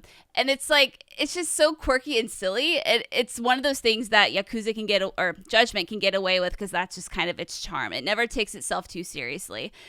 And I just play it, and I just have so much fun. The hours just go by. And it's cool because I'm currently learning Japanese. And so it's fun to kind of walk around the town and read all the signs. And I'm actually like picking up some of the little like quirks that people say and some of the culture there. And it's just awesome. It's just a really fun game. And if you've never played a Yakuza game before, you can hop right in. This is a standalone thing. In fact, the next Yakuza game is going to be revealed on July 10th. And it's also a brand new game within the series. So I hate saying this because it's so cliche. It's something you hear on every E3 stage, but there's never been a better time to get into the series. Oh, yes. Yeah. I mean, it's interesting because I always watched and I was like, I feel like I would enjoy this game. Probably not for the length that it is. Mm-hmm. But I would definitely get my money's worth, quote unquote, out of these types of games. And I did enjoy the style and humor of the other Yakuza games that I've watched. So when I saw you tweeting about Judgement, I was like, maybe I'll finally give this a try. Again, I can't see myself spending 80 hours in this game, but I could definitely probably do, 30. Yeah, and I think something I really do like about it is you can pick it up and put it down because the missions are, shortly broken down. They're not very long missions usually, and the game is broken into chapters, and every time you finish a chapter, it's what? When you said that, I was like, oh, right. I played more Rage 2 and completely fucking forgot about it. Well, yeah, you texted me and you're like, hey, Rage 2 is getting boring. Oh, no. Did I text you about it? Yeah, I did text you about it. Yeah. All right. My brain's garbage. But it's okay. But the missions are relatively short, so you can pick it up, do like a few missions at a time, set it down. The story is pretty cohesive, and it does a good job at reminding you what you're doing or like why you're doing it. There's lots of detailed quest info, so if you find yourself like, okay, well, who's this person again? It's that information's all easily accessible. It kind of reminds me. It's like 95% Yakuza and like 5% Ace Attorney. Because there's like, I say 5% because you can't really screw up, but you are collecting evidence, you are presenting evidence in some cases, and it's just a really good time. It's just really fun to play, and I'm having an awesome time with it. I'm glad to hear. I'm glad you're having fun.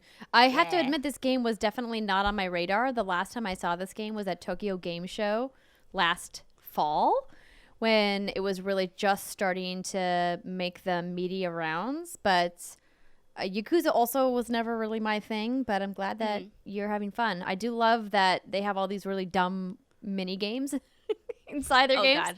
I'm always like, what the heck? Why is this a thing that you can do in a video game? But why silly. not? Exactly. Why not? Yeah, it has like the perfect almost sim aspect to it, which is really nice. It's a good way to unwind because you just get to wander around the town, and there's characters that you can befriend. I think there's 50 total. And to befriend them, you have to do some missions or you have to eat some of their food at their restaurants or whatnot. And so it's a good way just to kind of like wander around and just enjoy the sights of the town. And typically games like this, I'm not super into it because of like I don't like cities and I don't like trees in video games. But I think it's the neon and the culture and just how upbeat this town is. It really comes alive, and I would highly recommend it. And if you, like I said earlier, if you're like, I've never played a Yakuza game before, it doesn't matter. You can hop right into this.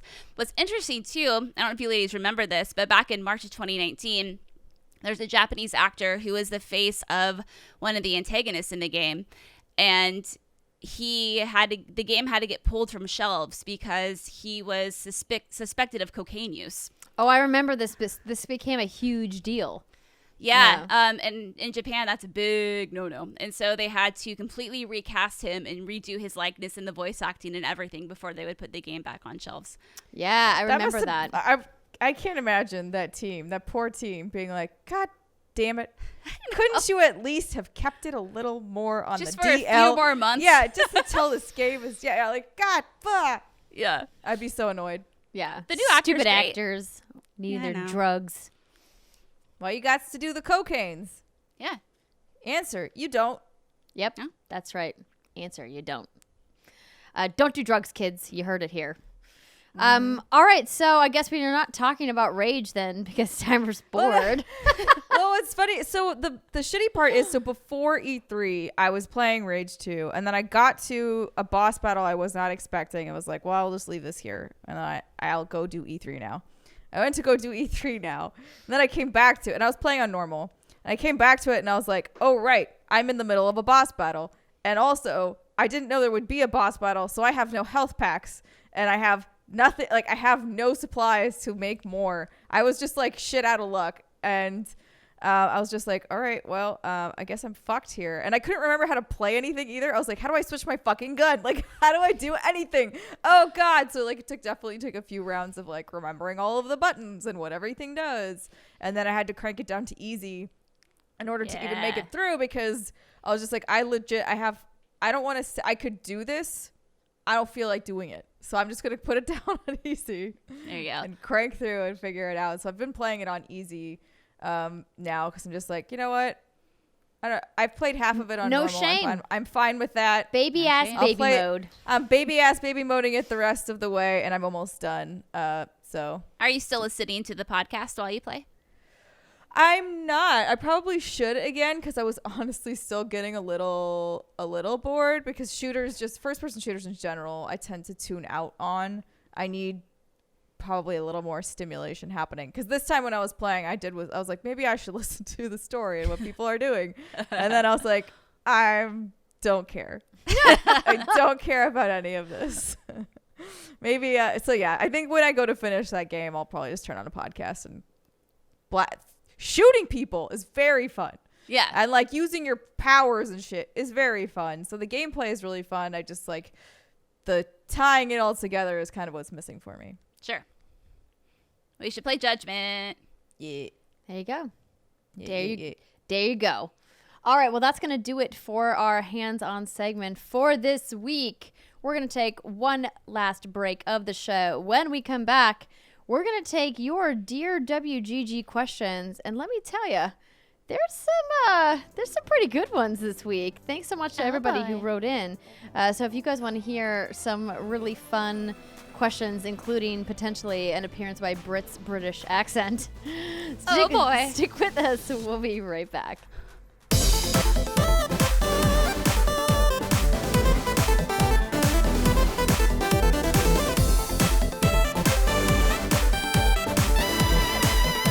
What's good, everybody, and welcome back to the What's Good Games podcast. It is the third and final segment. This is our feature segment, and this week we're going to be taking your questions in Dear WGG, and we've got quite an amazing variety of questions this week.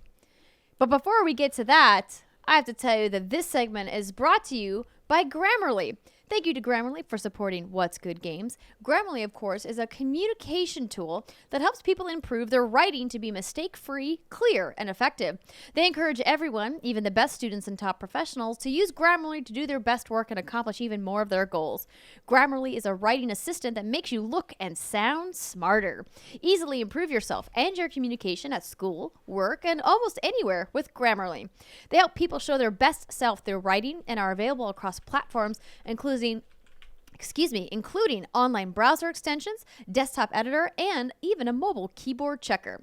Grammarly is available on multiple browsers and platforms, and their free product reviews critical spelling and grammar. Obviously, they're Grammarly. But Grammarly Premium looks out for spelling, grammar, plus advanced punctuation, structure, style within context, vocabulary suggestions, conciseness, and readability for different occasions. For example, are you writing a business proposal versus an academic essay? Or maybe you're just doing a casual blog post. Or maybe you're writing a description for a podcast that you're going to post on youtube.com/whatsgoodgames like we do. I use Grammarly Premium for that, and let me tell you, it is a lifesaver. What's really crazy about my use with Grammarly Premium is, I think I said this the first time we talked about it. I didn't realize how often I was using repeat words in emails. And that's something that Grammarly Premium checks for. They're like, hey, did you know that you've used the word literally 10 times in this email? Whoops. You're like, I'm trying to make a point. I'm like, my bad. But Grammarly Premium is here to help. So you guys can go to grammarly.com/what's good to get 20% off your premium account today. That's grammarly.com/what's good to get 20% off your Grammarly Premium account today. And who doesn't want to sound smarter and at 20% off? Grammarly.com/what's good. The first question in our Dear WGG segment comes from Moll-AY. Moll-AY. And don't forget, you can write into what'sgoodgames.com/Dear WGG at literally any time. It's open to everybody around the world. Molly asks, have you ever put down a game, then come back to it later and love it? This just happened to me in DQ11. No, Dragon Quest. I was gonna make a joke about Dairy Queen. Steimer, you just stepped Now all I want over a it. blizzard. I want a blizzard. Blizzard. Get a dilly bar or maybe a dipped cone.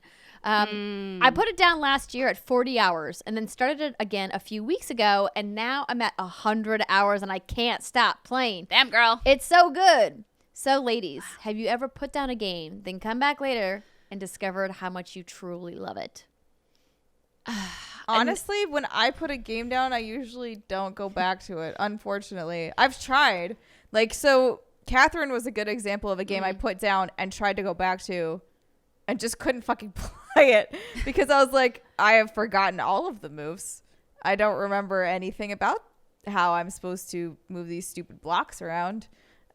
So, no, unfortunately, I have not had this experience, but I wish it would happen to me. I tend not to come back to a game that I've put down because by that point, I found whenever I do go back to it, I've forgotten what's happening in the story, who the characters are, and then I just don't even want to fuss with it. Dragon Quest XI is a game that I put down around 80 hours in, and I never ended up coming back and finishing it because even if I did, I feel like I'm toward the end of that game, and I feel like the peak moments and the climaxes would fall flat because I'm like, why should I care about this? But the one game that I do think about was in 2009, I started a little game called Mass Effect. And I played it for a few hours, and it did not grab me whatsoever. I was just like not feeling it. So I set it down for, I don't know, maybe a year or something, maybe even a little longer. And then I came back to it. Maybe it was you, Steimer, who got me like excited. I think I would have, I would have harassed you until you played it. Yeah, and then I started playing it, and then obviously ever since then I've just been hooked. So that's probably a good example. But I've never really set down a game that I was halfway through and then came back and like finished playing it, unless it's a game I've already played before, or if it's a game like Mario on Super Nintendo or something like that. Yeah, what about you, Andrea? So I have a couple examples, but the better example I would say is The Legend of Zelda Breath of the Wild. So when that game first came out on Nintendo Switch, obviously a launch title, everybody was very excited about it. I like started a game and played about a couple of hours and was just like, oh, it's Zelda. I remembered I don't like this. and so I set it down, and then I was like, okay. And Andrea, everybody is talking about this. Literally everybody, their cousin and their dog and their dog's cousin are talking about The Legend of Zelda, and you just have to do it. You just have to play it. So later in the fall, when we were getting close to Game of the Year discussions, probably like around November, because this game came out in like February or March maybe, 2017. I was like, all right, I got to play. So I picked it up and I got hooked, and I was not expecting to get hooked in the way that I did. And I ended up finishing it before Brittany did, which I thought was shocking. I know. And I understand that you were having, a very leisurely have time emotions with your number one video game bae, but I mean, that's a nice way to put it. I just didn't love the game that much, but you can say that too. It's fine. No, but that's I think why I loved it, because it was such a departure from traditional Legend of Zelda gameplay, which is what you love and I didn't love. So this is why it called to me, and I was like, ooh, Breath of the Wild is pretty cool. I'm into it. And so that was definitely a game that I did not expect to sink that many hours into. And I certainly didn't expect to go on as much exploration as I did, like wanting to uncover parts of the map and going to seek things out. because you could fast track that game if you want to and just do all the divine beasts and go straight to Ganon. But you know, what's the fun of that, right? Go get some Korok seeds. Oh God, no! Get the little maraca dance from the big. Oh, he's so cute. He is cute. But yeah, that was definitely a game for me. So, good question, Molly. Yeah. So this next question is from Sascha. This is my favorite. Brittany and Andrea and Renee. I think she meant and Steimer. But it's I like that I'm no longer a person, but you are now. You are Renee. You are now Renee. Don't worry, Sascha. You're forgiven. It happens to us all. But she says, especially or he. I don't know your pronouns. I apologize. Especially RPG fan Brittany. How excited are you for Baldur's Gate 3? I can't wait to see what Divinity Original Sin team does with that series. Of course, Sascha is referring to Larian Studios, the people behind Divinity Original Sin. Brittany is obviously a giant fan of that game. She talked about that and Original Sin 2 many times on this show. What do you think, Britt? I am so incredibly excited. I've only slightly dabbled in the Baldur's Gate universe. Growing up, never really as much of a PC player, but I did play Baldur's Gate, Dark Alliance, and Dark Alliance 2 on PS2, which I know is a pretty big departure from the PC games. So I did dabble a little bit PC back in the day, blah, blah, blah. So I'm not going to pretend to know all the lore about Baldur's Gate.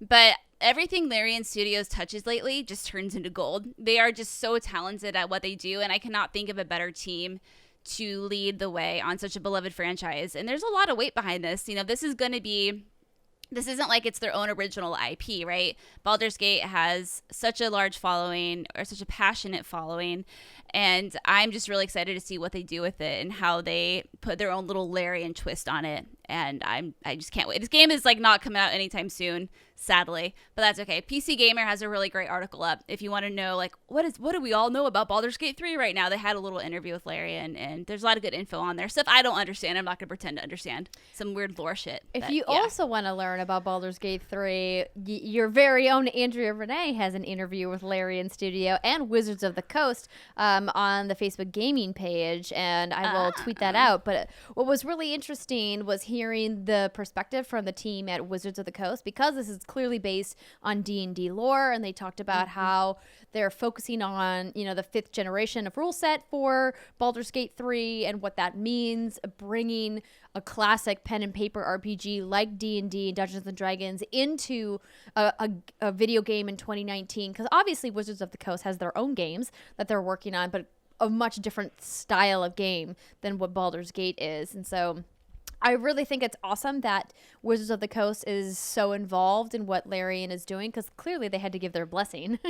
And talking to the team from Larian about how they got involved and synced up with Wizards of the Coast was a really fun discussion. So if you guys are interested, obviously check out the PC Gamer article as well, because it's a much more in-depth written article. We only had about 15 to 20 minutes to talk to the team, so I didn't get to ask as many questions as I would have liked. But yeah. Larian will not do a bodged job, which means a poor job in British slang. They're going to do a great job. Not Look a bodged at job. you. Yay. Look at you. Fun. Did you say bodged with a G and not botched? BODGE. Bodged job.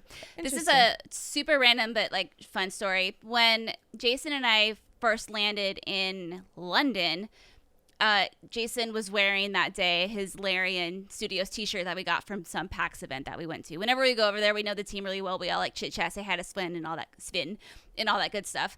When we landed and we were walking to get our luggage, I shit you not, Sven was standing there waiting for someone else wearing the exact same t-shirt as Jason was. Oh, that's so funny. What? That's amazing. Yeah, it was so random. It was just, I was like, Sven, is that you? And he's like, Brittany, what the and they were wearing the same shirt. He actually uploaded a picture to his Twitter. He took a picture of it.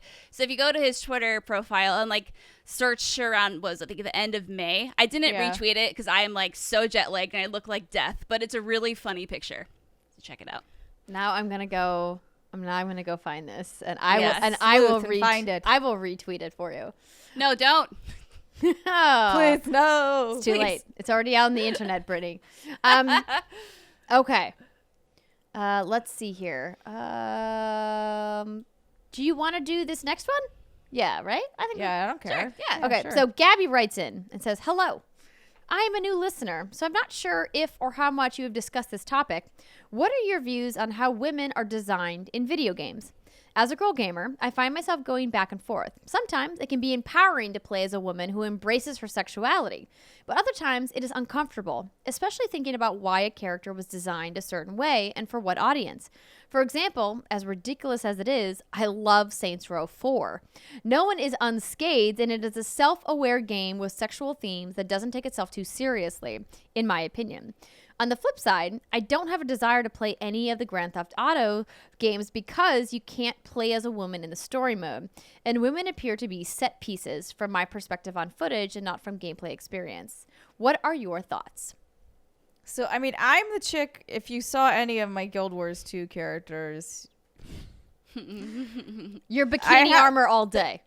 There's not for every character. I'm like, okay, my thief, yeah, she can have the under boob armor where literally like her tit is kind of hanging out.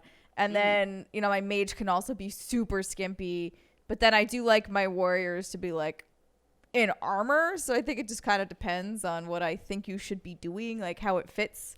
And I think it's actually an interesting point. I go back and forth on Grand Theft Auto because I've really only played the 5 all the way through. And I think it's all about like intention and how it is executed on. So you can have sexual, scantily clad, whatever characters, but it will be really obvious if they are there as like set pieces. And I think that honestly, even if they are fully clothed in a full armor and are set pieces, it's still a problem. So I think that is really more of what it's about for me versus what they're wearing. It's about the intention of the character and what their motivations are and what sort of arcs they have and whether or not they're even relevant to the story. I agree. Nailed it. I think we always talk about agency when it comes to representation of characters in video games, particularly female characters. And I think your example is a perfect set piece for this. You say, this is my rogue. I'm dressing her the way I want to dress her. This is my barbarian. I'm dressing her the way I want to dress her. It's not a character that has a pre-designed outfit and a set of characteristics and personality traits and a role that the creator has chosen and that you or the player are stuck with, and you get no say in it whatsoever. And I think that's super important when it comes to representation in games, is this idea of I'm choosing to represent my character this way because that's the way that I want it. And I wish more games allowed that. I think we're getting to a much better place because as women, we all want to look sexy. We want to feel sexy. There's nothing wrong with being sexy. I think this idea of sex and sexuality has kind of been, taken away from women, and they haven't been able to fully embrace it. There's always been a double standard between men and women about being sexual beings. Men are regarded as more powerful for being more sexual, whereas women are not. Women, in fact, are openly demeaned for being more sexual. I mean, this whole idea of slut shaming comes from the fact that women are taught that they're not allowed to be sexual and feel sexual. And I hope that we get away from that. Clearly, we're making a lot of advancement in culture at large, but when it comes to video games in particular, I think because we have so many male voices and male perspectives still dominating the creative side of video games, that we're not going to get as many of those agency-backed characters as I would like to see.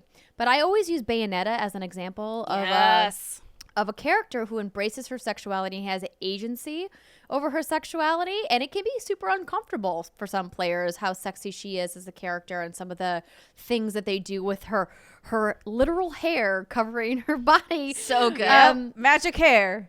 But I think it's great because you realize how powerful she is as a character versus I'm with you here, Gabbie. I also get very uncomfortable with the portrayal of a lot of the female characters in the Grand Theft Auto series. And that's something that I hope that Rockstar will address in the next Grand Theft Auto that they have coming out, which who knows when that will be. But it was one of the reasons why I was excited for a character like Sadie Adler in Red Dead Redemption 2, because she really took that notion of what it means to be a feminine person and said, I'm going to turn it on its head because that's what's good for me.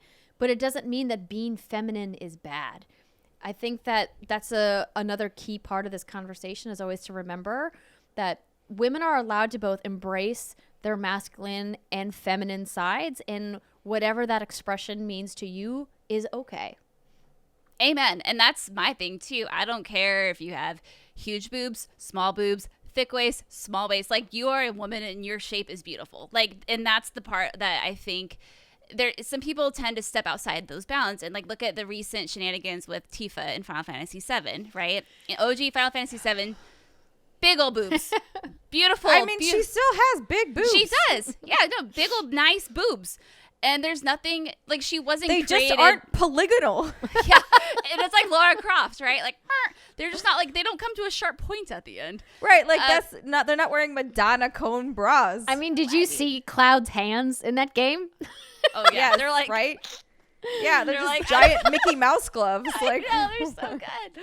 No, and she is such a strong, awesome character. I think it's kind of sad though when you see other people be like, oh, why are her boobs so big? It's like, well, why can't her boobs be big? Like, yes. There's nothing wrong with that. Like, what the problem? But it's interesting that Square talked with their ethics department and they're like, well, she should at least have a sports bra. It's like, hey, that's fair. That's realistic. If she's jumping around, punching people, kicking people, she ain't gonna be wearing a fucking bikini top. And she's not wearing a push-up bra. No, because that shit would be uncomfortable. And if, for those of you who don't know how bras work, she still has huge boobs. Like, yes, and that's okay. Well, I think my favorite response to this was, so once upon a time, Jenna Marbles made a video. I can't remember exactly what the title was, but I think it was like, men don't know how boobs work or something. It was along those lines. And Jenna is like, look, here, dum-dums, this is how sports bras work. They are designed to flatten your chest and keep your boobs from flying in your face. And then she's like, but here they are in a bikini, and it's the same fucking boobs, but they do not look. Yeah, she has a video called how to trick people into thinking you have big boobs. Yes. That's not, I don't know if that's the one. That might be.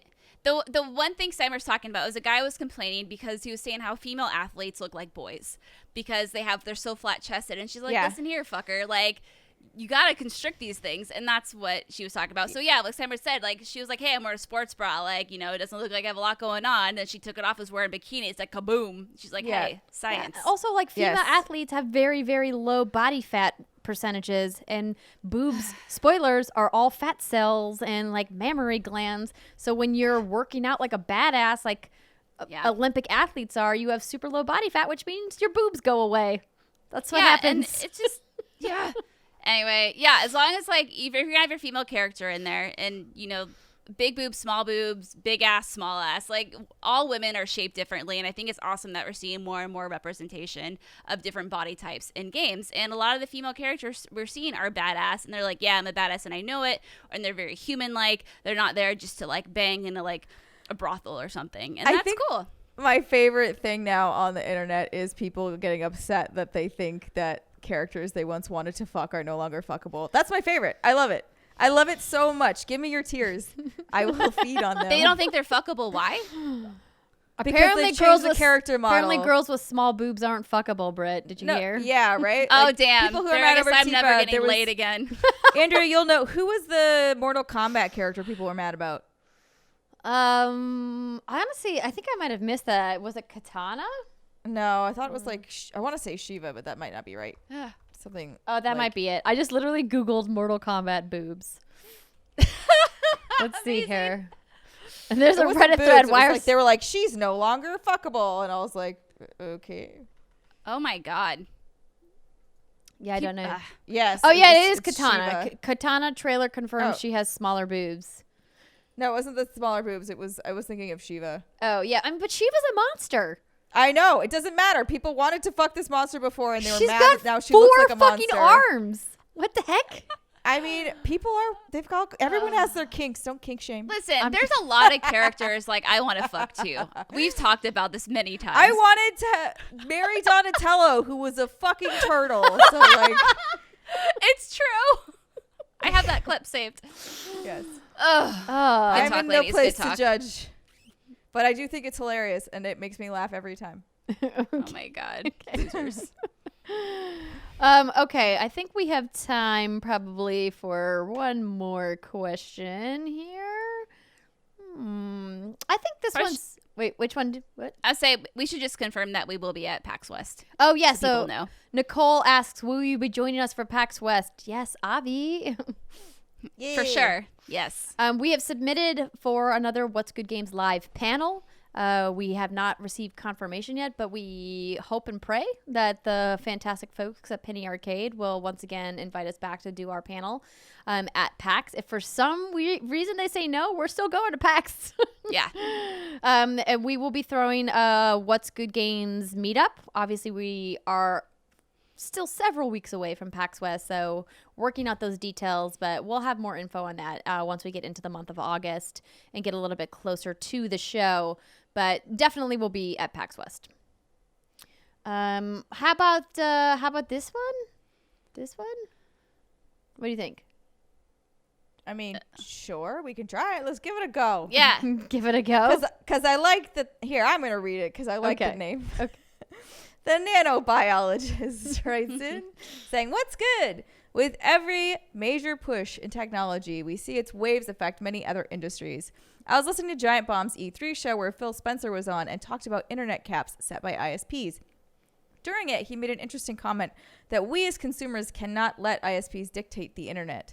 Do you think video games in xCloud and Stadia will be the bastion/champions that will get rid of archaic internet pricing? Or will it worsen what are currently exposed to on a monthly basis when we get our internet bills?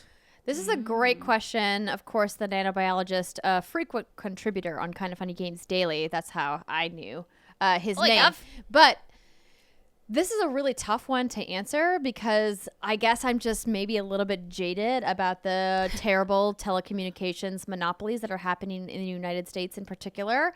I would love to live in a world where I think that we could rise up as a nation and demand that people like Comcast and AT&T and, you know, everybody else who is an ISP in the United States and say, we're down with our data caps. We want free internet and we want it fast and we want it now. You know what? All I want is for them to stop fucking calling me. Yeah. Stop calling me. Do they call you? Yeah. Comcast calls me all the time. Have you asked them to Or stop so, calling sorry, you? it's Spectrum. Yes, I have. Oh. Yes, trying to I have. upsell you? Spectrum. Yes, they are. Oh. Asses. I found that with the upselling, I'm just like, yo, you don't offer in your services what I want. Please stop calling me. Goodbye. Please leave me alone. Goodbye. Yeah. Bye. But anyways, yeah, that was just an aside. I'm with you, Andrea. I wish, I'd like to live in a world. I mean, I haven't been an adult long enough to have paid too much attention to this shit. And that's a lie. I just haven't paid much attention to this shit. But I think about cell phones. And for a while, I think, it was like, oh, you get I think way back in the day, actually, when you'd have a friend who didn't live in the same state as you did, and you'd have to buy calling cards, and you'd have to call a number on the back of that card, and then you'd have to enter a PIN number, and then you'd have like 200 minutes to talk to your friend. Oh, Actually, it yes. wasn't even out of the state. It was out of the zip code. No, not zip code. Sorry, not zip code. Area code. Because I had a Okay, friend who moved just 30 minutes north of me. But for me to call her, 'cause she had a different area code, I had to use a calling card. And that's the way it was for so long. And then with cell phones, the text message limit and then the data limit. And I think we're seeing that obviously be like, no, have all the text messages you want. Just please give us your business. I don't know how that applies to the internet. The problem with the situation? internet, like with cell phones, there are different companies. Like there isn't one monopoly really on it. There's AT&T, there's Verizon, there's Sprint, there's T-Mobile. There's enough competition that they have to do that. Because like Verizon didn't have unlimited for a while. Mm-hmm. And then eventually literally everyone else did. And they were like, oh shit, I guess we have to. So the fact that like each region basically has its own monopoly of ISP, like means it's really going to be difficult to change it. It's honestly sort of like the Steam thing where like, hey, we are the fat cat sitting on this pile and we don't want to move and we lazy and we don't really have to do anything. So like, why would we? And the only thing I don't think it will be xCloud. I think Stadia has a shot only because it's tied to Google. And if Google decides it wants to double down more on its internet infrastructure, which I don't think they do, but they were doing it at a point in time. If they wanted to do something around there, they might be able to get it. But and then maybe that would open the floodgates. But otherwise, Yes. I think the U.S. may be kind of screwed. That's such a good point. It makes you think of like a pie in the sky scenario where Google Fiber still existed and Google could say, we're going to sell you a high-speed fiber internet account and we're going to pack in Google Stadia with the price of the internet, and then we'll guarantee you internet speeds to use Stadia. That's like a chef's kiss kind of scenario for fiber internet lovers, but like, LOL, Google Fiber's gone. That's not most people. And Google Fiber, I think they stopped doing. Yeah. Oh, sad day. Yeah, I mean, I'm hoping one day, like maybe they'll be like, oh, we stopped investing in fiber to invest in some other shit that's way better and not. What's better than fiber? Not built into the ground. I mean, basically beefing up Wi-Fi, beefing up cell internet to the point where you wouldn't need hardwired anymore. But come on, Google, I believe in you. You can do it. But you're the only one, I think. I don't know about anybody. I don't know about Microsoft being able to do anything like that. They would basically have to just try and negotiate / lobby themselves. But I don't know how keen they are to do that. And just to confirm from this article over on businessinsider.com, Google Fiber is a broadband internet service that Google is currently deploying in 18 cities across the U.S. The service is notable because of its high speed, obviously running up to 1,000 megabits per second. And despite the initial promise of the network, Google has paused expansion of fiber beyond those current 18 cities and notably pulled fiber out of several cities where it attempted to deploy the service. So, wah, wah. I remember having pipe dreams of like, one day I'll live in a city with Google Fiber. And like, I legitimately thought that would be a life goal of mine. Like Mary Donatello. I don't have it. Yes, like Mary Donatello moved to a city with Google Fiber. You're done. set. Get a Set cape. for life. You're done. That's a pretty short bucket list you got there. You know, I'm a simple girl really at heart. I mean, maybe Everyone you thinks I'm complicated, but I'm not. you could move to San Francisco, get a pet turtle, and then you San could Francisco does not have Google Fiber. No, we've got AT&T Fiber, though. What's Good Games brought to you by... No, just kidding. They didn't pay for that shit. But, I mean, I used that connection. Like, whoa. So... Anyway, thank you so much to everybody who wrote in with their Dear WGG questions. Don't forget, what'sgoodgames.com/Dear WGG. You can submit your questions at any time. Something strikes your fancy. Of course, it is potentially helpful if you tie it to one of the big news stories of the week. Otherwise, we might not get to it for a little while. But every once in a while, we'll pull a bunch of questions from there and answer them for you. So thank you so much to everybody for stopping by. Again, please go to youtube.com/what'sgoodgames. Hit that subscribe button if you haven't already. It helps us out a lot. You, of course, can hit that subscribe button on your favorite podcast service. And if you want to go above and beyond and you want to leave us a review, that would be great. I recently went to check out some of our podcast reviews on Apple. Oh, girl, me too. And man, there are some people there saying some very not nice things about us, like how girls can't play games and how we're bullshit because we're girls pretending to be gamers. And that's not cool, bro. So if you like what we do and you support what we do and you want to help us out, maybe go drop us a nice 5-star review. Offset some of that douchebaggery. Yeah, because there's nothing to stop them from being douchebags. We just need your help to overwhelm them. Overwhelm the douchebags, everybody. Yes. Oh, my God. That's our new campaign slogan. Overwhelm the douchebags. Amazing. Indeed. All right, well, that's going to do it for us. Don't forget to tune in to the streams tomorrow. We hope to see you there. Patreon.com/what'sgoodgames, and have a fantastic weekend. Bye, everybody.